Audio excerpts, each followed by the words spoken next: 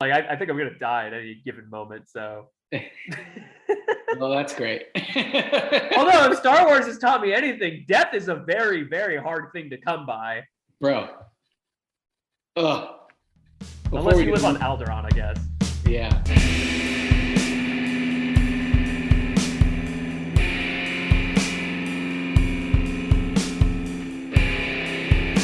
Hello and welcome to a rebranded podcast. May the review be with you, with Nick and Joe. I'm Joe. I'm Nick. And we're here to talk about Star Wars Obi Wan Episode 5, Part 5. Again, really creative with the naming convention, but that's okay. We're not here to talk about names today. We're here to talk about the penultimate episode of the Obi Wan series. And if I recall correctly, in episode 4, Nick, you didn't like it as much as the other episodes. However, you still gave it a fair review. You gave it a 3.5. I wasn't super crazy about that episode in general. I gave that one a 3.25. So I was feeling a little pettier. Episode 5 blew me the hell away.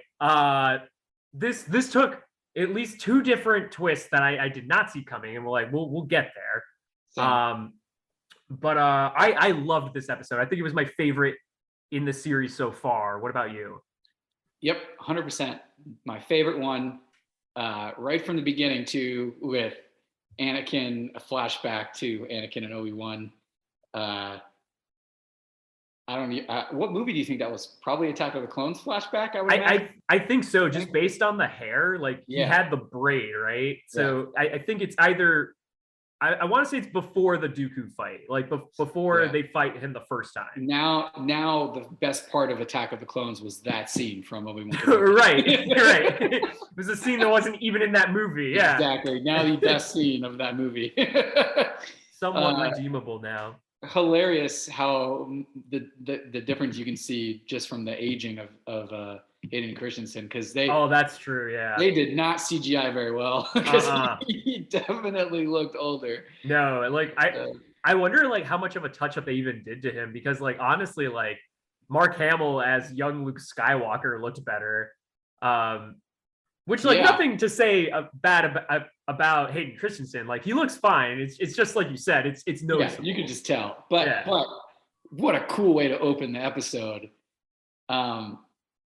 I was like, and at the beginning I was like, oh shit, they're about to battle, and then they just like do like one quick thing, and then they go into the actual like present, and I was like, damn it, I thought they were going to give it to us, and then they did later.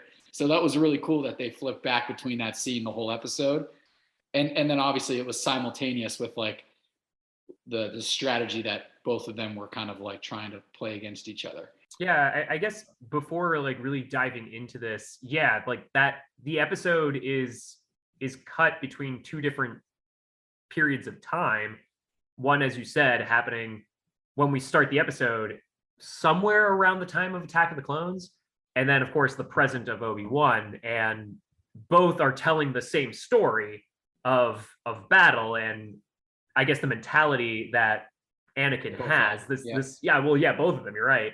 The patience that Obi-Wan has, and the aggression that Anakin had and still has. And the way, I guess, things haven't changed. Really, really cool. So I guess let's go ahead and dive into it. As you had stated, the first scene is we get young Anakin in Coruscant, overlooking the city, waiting for Obi-Wan, and they're going to do something that I don't think we've ever seen in Star Wars, which is a lightsaber sparring match just between 2 Jedi, just for training. That's amazing that we have all of this content, 9 movies and a few different TV shows, and we don't have any sparring just between Master and Padawan. That's such a great point. I didn't even think of that. And not only sparring, but it's with actual lightsabers. Right. Like, and they're not holding back either. Like, no. I got serious vibes. Like, I was like, wait, what? And then, so we get that. And then we're right where we left off, right? So I think it cuts to Reva and Vader really quick before it shows the transport landing in the path. Right, because Reva gets her promotion here. Yeah, that's right. Yeah, she does. She gets the promotion. because she successfully tracked the ship, and they're now on the way to Jabim. Right, which I thought this was humorous, like the way this went down.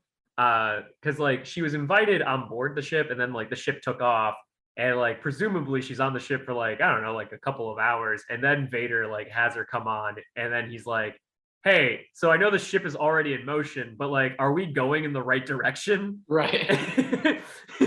And she's like, yeah, we are going in the right direction. He's like, excellent, you get a promotion. Right. Which was like, you know, and I was pissed because now after the fourth episode, I'm not team third sister anymore. But like, you know, good for her. Like, you know, like she got to that point. She earned it. Also, right away, because of that scene, we find out that like our assumptions are probably wrong from the last episode about how we might not get Darth Vader again. Right. Because we thought that he would just send his troops to recover Kenobi, and instead we really realize how obsessed he is because he's going himself. So that was a cool, like right away, like, nope, we were wrong. This is how this is gonna go. Yeah, Vader is definitely gonna fight Obi Wan again at some point. Right. Yeah, that was unexpected. And then so then it cuts to the path, and the transport lands, and they're like, you know, everyone realizes that they got her. I thought we were gonna get a minute of like, where's the guy that died, but there was none of that. It was like, that's like, true. I didn't even think about that. No one cared, I guess, or it's too much of a problem, or everyone's too focused on getting everyone out that it wasn't something they wanted. Obviously it was a small thing. That's probably why they didn't intro the characters more in the fourth one. Anyway, true. We really don't even need to talk about it probably, but I just thought it was kind of a funny thing. Like, thought there'd be more sadness, but obviously everyone is just passing through the path, so no one really knows anyone to be sad.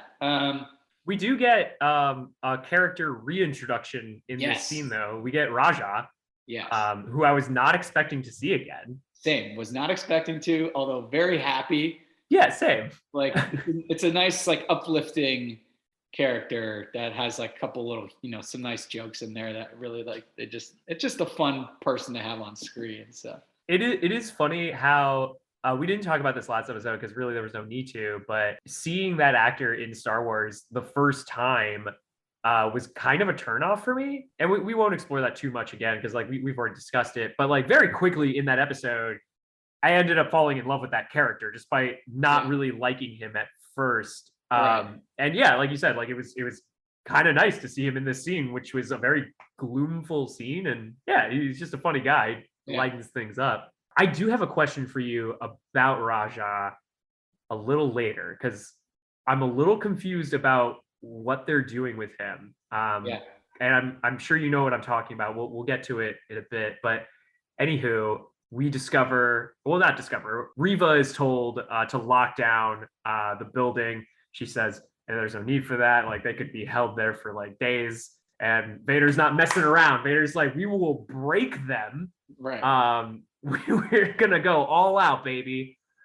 So they activate the Lola droid to go do some tomfoolery. It does the tomfoolery and they get stuck inside. I'm not skipping anything, am I? Like, I feel like I am skipping something. This episode moves so fast. It did move really fast. No, I think you're right. So there is that conversation, and you know, he says no, like Kenobi will come to us or whatever, something along the lines of like they won't wait it out. And so they lock everything down, but then, you know, and then they send Lola and they break the roof closes. And then I do think there's something between them sending Leia up the ladder. Oh, there is, which by the way, can we please talk about that? So like, so they talk about how they can get this thing open, but to get up there and mess with all the wires, it has to be someone much smaller. To which Leia responds with, "Get me a ladder, I'll do it." I forgot who responds, but somebody says like, "We're not playing a game." And then of course like Obi Wan steps up and he's like, "Do you trust me? I trust her. She says get a ladder, get a ladder." Yeah. I loved that. I love that he's just so on board with her. He's just such a Leia stan. Yeah. He's like convinced that she's like going to be helpful and figure it out. I guess before that, like Roken tries to open it himself, and he's not able to, and so that's when Roken where this is the other part with what's is it Haj? What's his name? Oh, Raja. Raja. Sorry. They make like a little joke with each other, like a little like fun thing or whatever. Oh, the Anyway, babysitting joke. yeah. Yeah. Which is funny because like he said that, but like maybe he's not a babysitter anymore, but like he has like a young sidekick. Like he who was always with him the first time we saw him. Now that kid's just gone, which like I only presume the worst of that. Yeah, well, that kid was like a sidekick, but he wasn't like babysitting him because like that place, it was like, I'm just saying, if you have a sidekick that's younger than 18 years old, you are basically a parental guardian. All right, that guy was on eternal babysitting duty until that kid was 18. So yeah, so like they try to get the fix it, they don't fix it, then they send Leia, but in between this, Reva, while this is happening, Reva starts sending troops down, I think. Mm-hmm. And she's down there. And I think they also cut back to Obi Wan and Anakin. Yeah, a couple times here we get Obi Wan and Anakin fighting. There's nothing too notable as of yet in that fight. Like they're just swinging lightsabers at each other. Anakin's coming off a lot more aggressive. Right. But yeah, the big notes of that fight don't occur just yet. Now I'm remembering too, right? So simultaneously as they're sending Leia up the ladder, this is when they're blowing down the door and Obi-Wan decides that he needs to talk to Reva to stall for time. Right, which I love that she immediately like sees right through that she's pretty reckless and makes a lot of questionable moves, but like I'm glad she's not an idiot. Like she knows exactly what he's up to. Right. And this is one of the first big reveals, right? So they're talking and Obi-Wan brings up a good point about like, how did you know his name was Anakin? Like he would have wanted to keep that from everyone.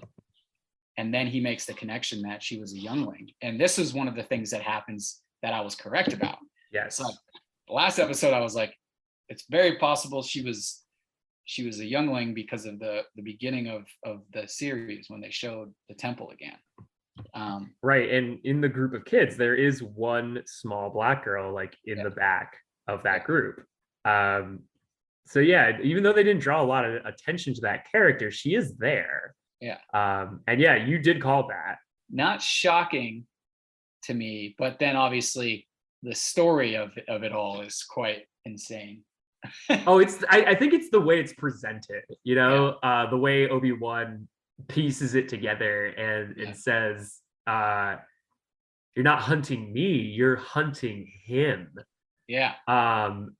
Which that was an amazing review. Honestly, like that was the kind of moment that I was not expecting that moment, but that was the moment I had been waiting for. Not as far as, I knew what Reva's backstory was going to be, but like if you recall, like when all the internet hate erupted for Reva, right? One of the first things you and I talked about was it seems like it's a little presumptuous to like immediately start hating this character when we don't understand her yet. And it feels like Reva's got important backstory that we will come to understand. And I think we even said, like, I hope that it gives us some decent explanation as to why she is who she is. And honestly, like, it does. Yeah. It was great. This is the reveal we've been waiting for the whole series so far, is to like, why is she the way that she is? And like, this is it. And then it's not only that she like is, this has this attitude because of Vader's like team and all that. It's just that like, she's like after him, like she wants him, like she wants to kill Vader, it's just like, so that now we have like this dynamic character that like is bad, but wants to kill the baddest bad person. Like, which by the way, doesn't necessarily want to save the good people either. And it's like, what? when that reveal happened, I don't know if you remember, but like last time we were talking in episode 4, we were asking, what we thought the final confrontation was going to be. And one thing that I joked about was, well, maybe it'll be Reva and Vader versus Obi-Wan, but that probably won't happen. Well, it won't happen, but that trio could be the final fight. Like that could actually happen. Yeah, it's very possible now. That's a great call. It's a little worrisome because I thought that she was gonna die. We can wait before we get there. But anyway, we'll get there. But so they have this conversation. Reva gets frustrated, stabs a lightsaber through the double doors. Yeah. Doors open, and then there's this fight.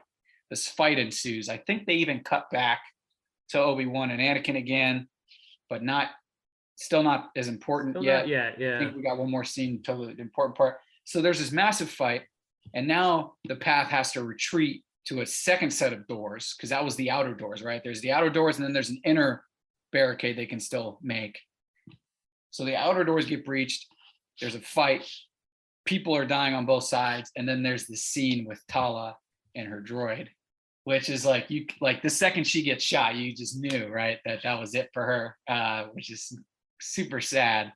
The way it slowed down, like, yeah, it was a pretty easy call that she was going to die, but I was a little confused in the way they were setting it up when the droid shows up and starts blocking all the shots for her.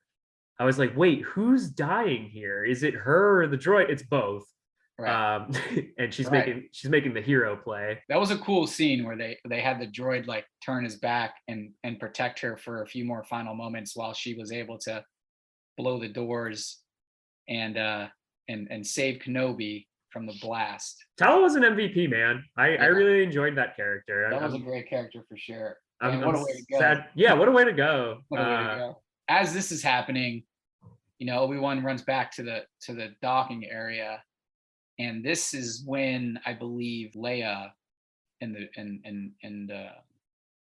Lola fix the the bay door, the sky door. Basically. I don't think it's quite at that point, because Vader decides that things are going well with the siege, and he's gonna now come down and join the battle. This is the scene where it intermingles with the past, and we see that young Anakin, has disarmed Obi Wan in their fight. Yes. Okay. Which, as you brought up, like they were just hacking at each other as if it was impossible for them to get hurt in this fight. Right. Which there were a couple times there, I just I couldn't believe some of the swings they were taking. But yeah, Anakin disarms him, and it looks like the fight is over. Cut back to the present, and Obi-Wan is talking to help me out here. It's the name of the character who's become like the leader of the path. Roken, thank you. I don't know why I can't remember his name, but yeah, Roken. Obi-Wan tells him that he's going to confront Vera. Vera. You're absolutely right. Yep. Yeah. And they tell him that this is insane, and Obi-Wan leaves his weapons behind. And that's the moment with Raja I want to talk to you about. Yeah. But he says there's more than one way to fight without a weapon. Yeah. Very cool, by the way. Very cool. What is about that? Yeah. Yeah. What tomfoolery is he about to pull off here? Which I immediately thought of Luke in The Last Jedi. When he takes down the First Order without even being there. Right. Which I know there are people out there who don't like that movie. I'm in the camp of, I think half of that movie is really good. Yeah. I think everything with Luke was great. That moment in particular, I think, is one of like the most interesting fights in all of Star Wars. Yeah. Especially when you know what's happening. It's so cool. But anyway, so interestingly enough, Obi-Wan hands over his blaster, which he's honestly used more than his lightsaber at this point. Right. And his lightsaber. Right. To Raja.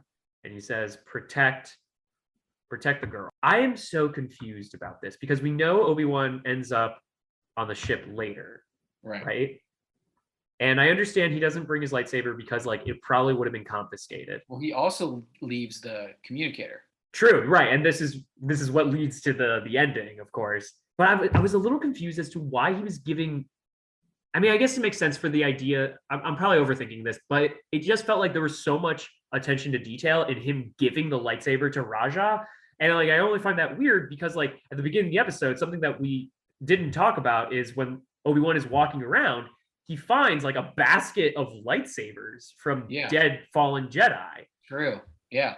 So like again, these are both like two details that like they wanted us to see, and like you said, like the communicator was the big thing. Like Raja leaving that behind, that's the biggest thing. But the lightsaber, they drew such weird attention to that. That's a good point. I didn't think too much of it, to be honest. Like, But it is weird that he didn't take it with him. So that's going to be interesting to see like what the reason behind it is, because I think you're right about there being more to that part. But then this is also where the episode gets absolutely bonkers, right? So Insane. so he leaves all that behind, and then he goes to turn himself in, essentially gets, he turns himself over, and then he's confronted right in front of Reva, whatever her name is, third sister. And this is a really cool scene because he essentially is just like, no, I'm going to bring him to you. Right? Like, right. Yeah. You're not bringing him to me. Right. I'm bringing him to you. That was and awesome. He essentially turns her against Vader, which she's already against Vader, but he uses her in a way that helps him more than it helps her. Right. He totally manipulates her. Right. Exactly. Yeah, thank you. And so that's a really cool scene. So with that, for some reason, she commands the stormtroopers to bring Obi Wan inside like the gate, but it's like a part of the gate that they control. Right. So I guess she's doing that for security reasons, but like honestly, that kind of felt silly to me. It was like whatever. Yeah. And it only is proven to be silly because like Vader gets there. Right. Well, like Vader gets there first, and then he's like, "Well, I'm gonna go in there," and then like we see that not only has Obi-Wan gotten away while his hands were bound, but he's also taken out these two guards, which like of course he did. Like this was never gonna work. And maybe she knew that. I don't know. Maybe that was the whole play. Right, to isolate Vader. Right. Which, because then the very next scene is Vader going through the tunnel, watching this transport take off, and just like the coolest thing. That was so awesome to watch him just use the Force immediately without even thinking, just like, whoo, like to hold this massive transport back with one arm, like, and then crashes it to the ground and then just rips open the ship. And I was just like, oh my God, like everyone's about to die. And then simultaneously with the coolest shot through the window of the other side of the door that he hasn't destroyed, you can see the second transport. This was a diversion and they're able to get away. And I was just like, oh my God, that was such a cool, probably the coolest scene maybe for me so far. No, I've seen a lot of people say that. Like I've seen people say that about Star Wars as a whole. Just online, people going like, that was the coolest thing in Star Wars I've ever seen. We're getting so much awesome like idea of how powerful he actually became as Darth Vader. Like, oh my God, yeah. Like because like obviously storylines and technology has gotten so much better, so we're able to see a lot more things. And we've always been told in Star Wars lore how powerful Anakin and Darth Vader was.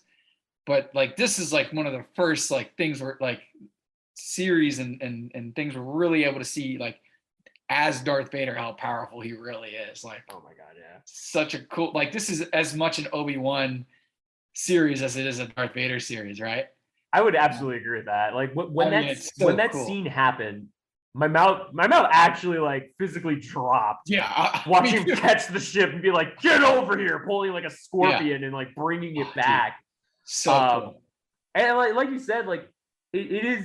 If there was ever a reason to go back and take a look at like old Star Wars stories and tread on territory that like we're somewhat familiar with, right? If there was ever a reason, it is to show how visibly awesome Darth Vader is. I'm all for it.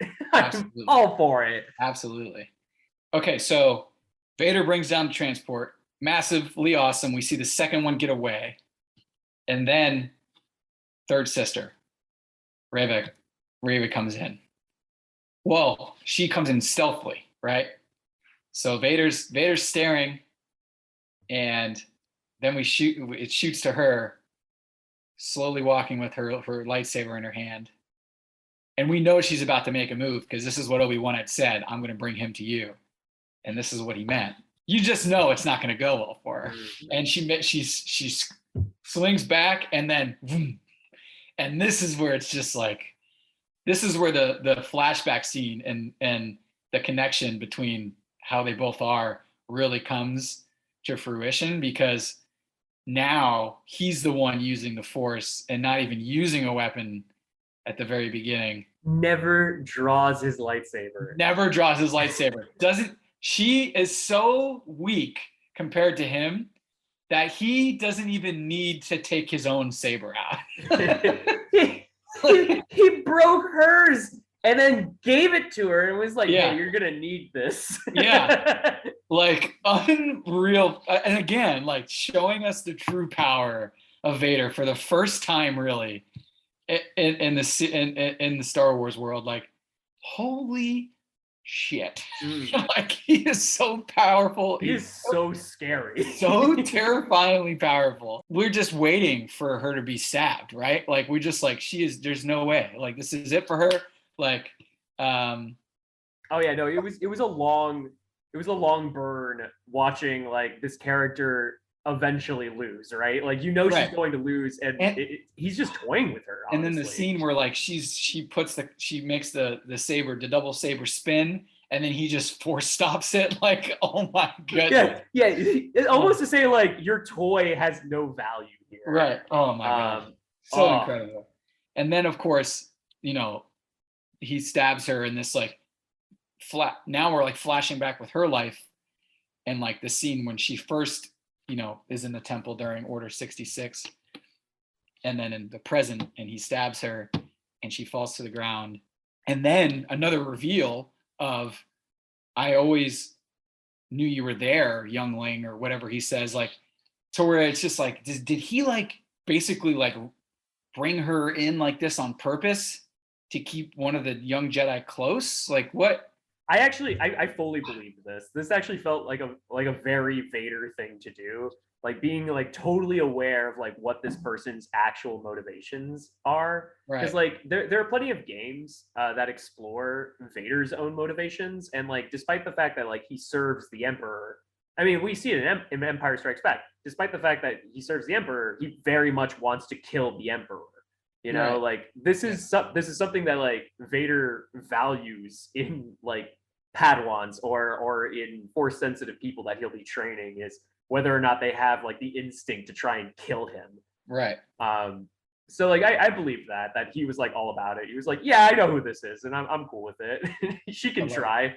I love that explanation. That really clears it up too. I think that's a really great explanation. So then the next thing, obviously, is we get the original Grand Inquisitor reveal. Like, hey, all right. So you called the Reva thing. I would like to say I called this. Yes, absolutely. Yeah. Great call. He's just like, I don't feel good about it, to be honest with you, because I want an explanation as to how the hell this guy is alive. Well, I mean, the explanation we get is like revenge will do wonders. That's true, right? Like, that's true. Yeah. Revenge kept him alive long enough to get to some kind of med bay to save his life.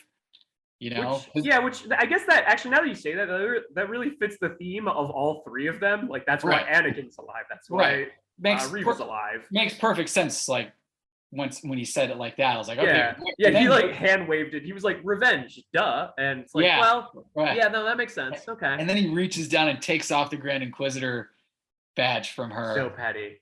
Puts it on himself, like super petty. So petty. And then he calls her the Grand Inquisitor as he walks away. It's like brutal, dude. Like, because the physical burn that she got wasn't enough, so he had to emotionally burn her too. Right.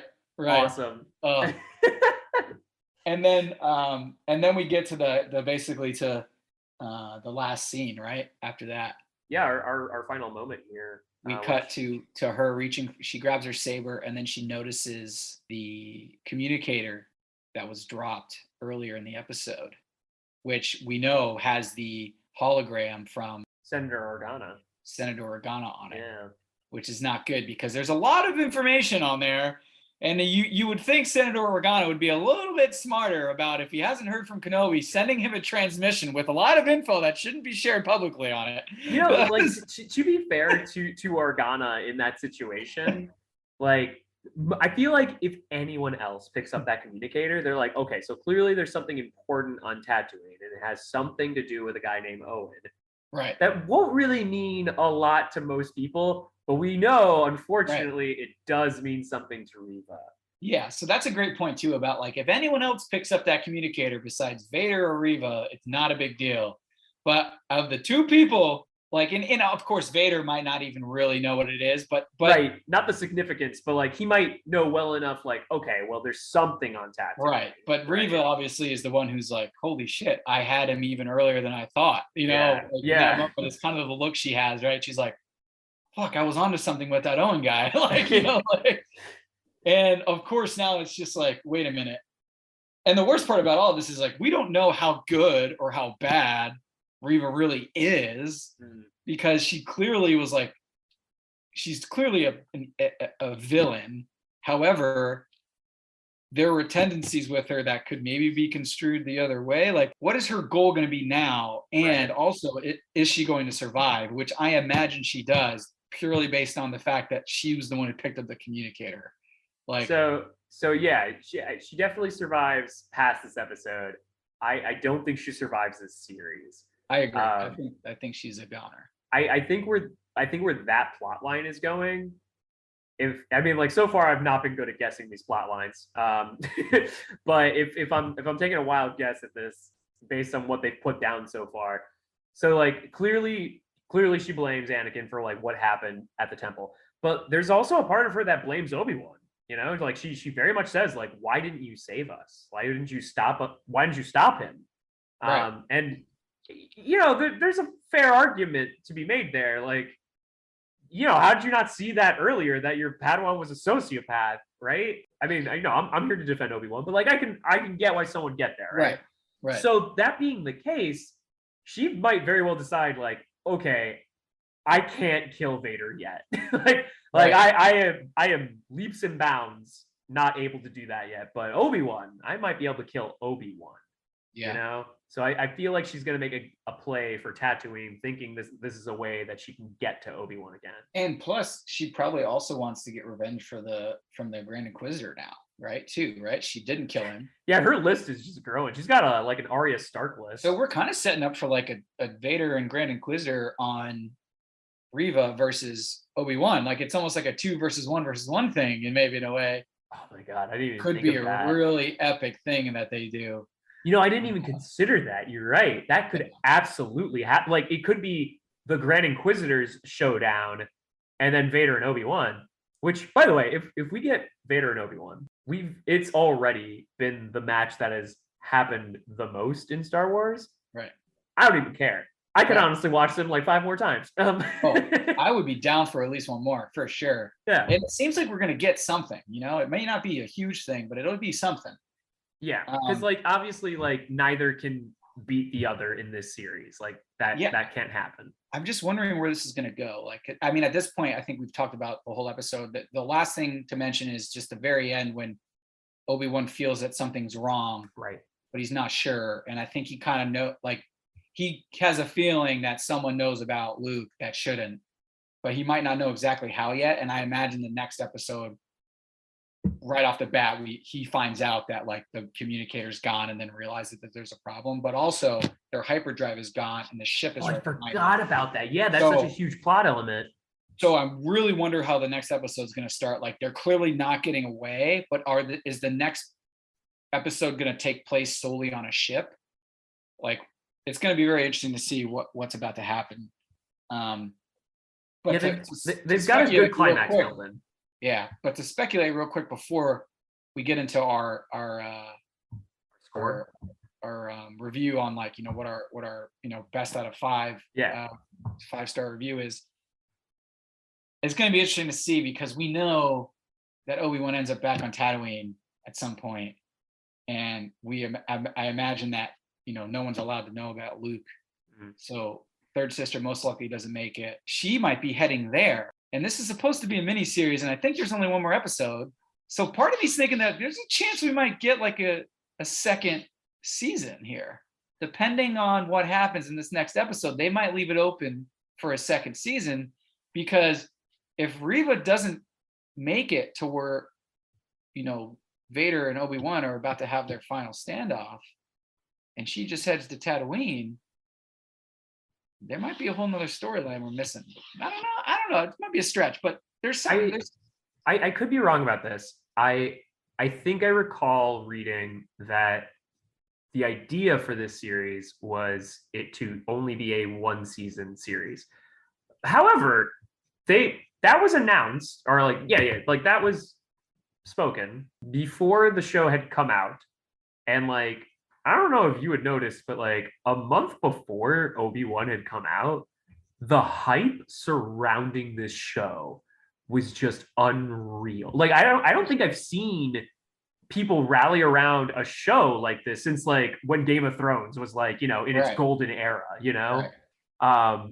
It was an immense amount of hype. So like given like where the plot, like where all the different plot details are right now, you're right. There's a lot that they have to cross out, and Yeah. quite a bit has to happen in order for everything to go back to A New Hope status quo, right? Right. So yeah, it's possible. It's definitely possible. Yeah. Disney Plus, we made. still haven't got a freaking Qui-Gon Jinn Force Ghost. Oh my god! Right? Okay, so there was a part where Roken was in the ship with Obi Wan, and he's like, "What's wrong?" And like he said it off camera, and because of like the way his voice hit it, I like jumped up and I was like, Qui-Gon. It was like, oh no! Joe is so excited. Yeah, Joe wants to see Qui-Gon Jinn so bad that he's hearing things during an episode. I have been wanting this since episode 1. And like, Well, listeners, I Joe thought... has been force ghosting with Qui-Gon Jinn for years, if you must know. I am a big Liam Neeson stan. Unlike some people in this call. Well, one of us has a brain, and it's not you. I have a very particular set of brains, and wow, okay. Well, don't bring the Taken guy into this one. Okay, this is a Star Wars. Just one more thing before we give the score. I do want to. I really harped on the fact that Reva was able to reprogram Lola like in a moment's notice, and I thought that was utterly ridiculous. But like this, like, oh, it's just like a thing. It's fine. Yeah, this episode actually gave us a really good explanation. It was like, oh, it was a restraining bolt.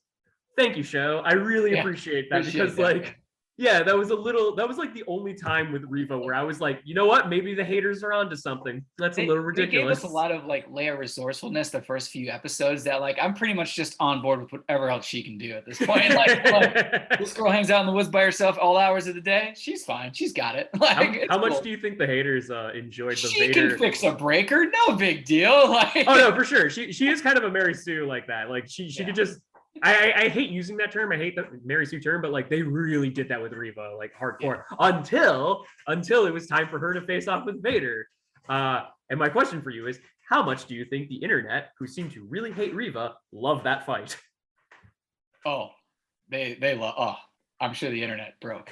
Yeah, I didn't look for it, but yeah, I'm sure people were very, very pleased about that. I mean, like I like Reva, and I was pleased with that. I thought it was awesome. That was so sick. Oh god, I'm gonna have to watch it a third time just because. Third time for third sister. Yeah. All right, scores. Yeah. So, where were you at this time? So, how many stars for the Star Wars? This was definitely my favorite episode. Part 5 was my favorite one so far. Unbelievably good. I have to give it 4.3 out of 5 is what I'm going to give it. I think and I'm leaving room because we got one more, and I don't want to give it too high of a score because I want to leave a little room to really be wowed. But I have a feeling this might be the best one of all 6. I think you're right. I think this might be the best one. And as you know, as I said in the beginning of this episode, I said 3.25 for episode 4. Episode 5, 4.7, baby. Wow. Yeah. I went high. Like I was in such a low point from 4. You went so high. You got no room for 6 to be better, man. I was like, no, you got no room. If it is, it's just an automatic 5 if it's somehow better than this. Because like I got everything I wanted from this episode. I got to watch Vera get her ass kicked. Reva, I keep calling her Vera. Reva get her ass kicked. I got to watch Anakin and Obi Wan fight.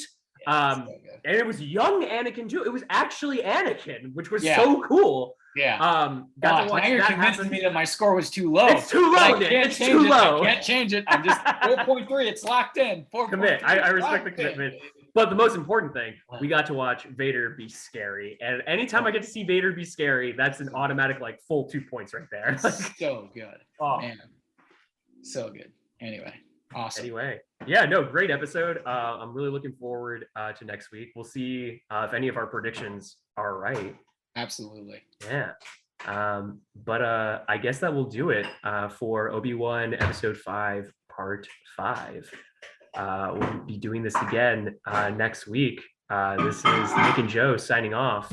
May the review be with you.